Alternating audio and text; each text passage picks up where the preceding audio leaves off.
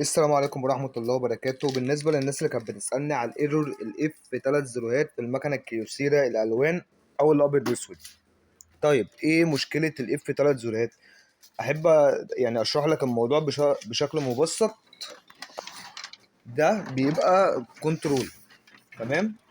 البوكس ده بيبقى هو اللي فيه المشكلة. البوكس ده بيبقى باظ، تمام، وقليل جدا اللي بيعمل له صيانة. فأنت لو عايز تحل المشكلة ديت هتغير البوكس ده، تغيره وان شاء الله المشكله دي تتحل معاك. وبعد ما بتخلص بتخش على 1087 وتخش على برنامج 4 تعمل اكسكيوت 1087 وبتخش على برنامج 4 بتعمل اكسكيوت علشان تعرف البوكس الجديد. بس انا كل اللي عايزه انك تشترك في القناه وتعمل لايك للفيديو، وان شاء الله تتابع معانا كل جديد.